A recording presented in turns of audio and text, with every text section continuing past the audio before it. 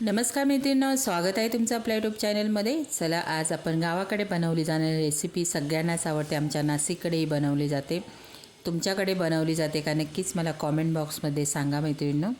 तर चला आपण रेसिपीला सुरुवात करूया। इथे कढई ठेवून घेतली, कढई गरम झालेली, तेल टाकलेलं आहे मी। तेल कडकडीत आपल्याला गरम करून घ्यायचं आहे। अर्धा चमचा जिऱ्याचा वापर केलेला आहे। जिरं आपल्याला थोडंसं तेलामध्ये ब्राऊन होऊन द्यायचं आहे।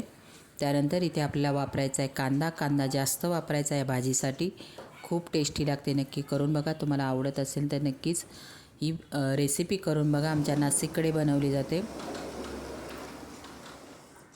तर इथे मी कांदा टाकून घेतलेला आहे। इथे जवळजवळ मी 3 कांदे घेतले। कांदे मस्त बारीक चिरून घेतलेला आहे कांदा। तर तुम्ही बघू शकता, कांदा तेलामध्ये मी टाकून घेतलेला आहे। मीठ टाकायचं आहे आपल्याला। कांदा आपला लगेच परतला जातो। सगळ्यांनाच आवडते आमच्याकडे ही रेसिपी, मस्त लागते, छान। आपण कधीतरी बनवतो आणि ही रेसिपी कुरडईपासून बनवतात। आमच्याकडे याला कुरडई कांदा बोलतात, तुमच्याकडे काय बोलतात कॉमेंट बॉक्समध्ये सांगा मला। आणि कोणाकोणाला नाशिककडे तर ही रेसिपी ना एकदम प्रसिद्ध आहे आणि सगळ्यांनाच आवडते। आम्हाला नाशिककरांना भरपूर आवडते।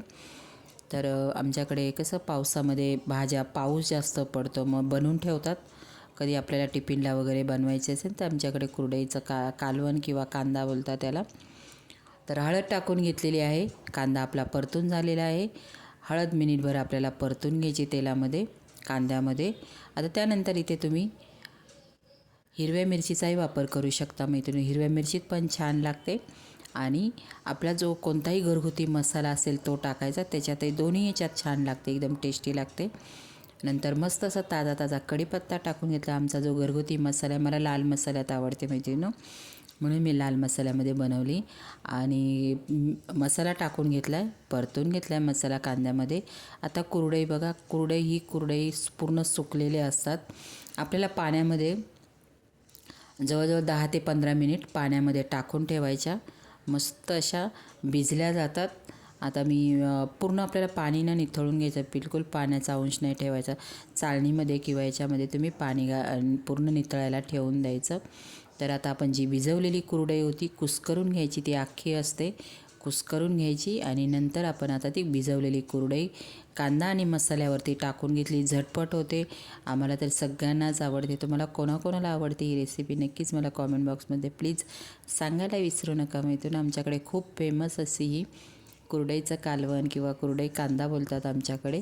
आता आपण मस्त कुरडई अशी मिक्स करून घ्यायची मसाल्यांमध्ये, कांद्यामध्ये। तरी ते मिक्स करून झालेली आहे, खूप छान दिसते मैत्रिणी आणि टेस्टला तेवढीच भारी लागते। जर तुम्ही बनवत नसाल तर नक्कीच ही रेसिपी एकदा ट्राय करून बघा मैत्रिणी, खूप छान लागते। अगदी तुम्ही वाटी चमच्याने जरी खाली ना तरी मस्त लागते टेस्टला। आता मिनिटभर आपल्याला झाकण ठेवून घ्यायचे, म्हणजे एक वाफ आणून द्यायची। त्यानंतर आपण टाकणार आहोत मस्त अशी हिरवीगार कोथिंबीर। कोथिंबीरने अजून टेस्ट वाढते।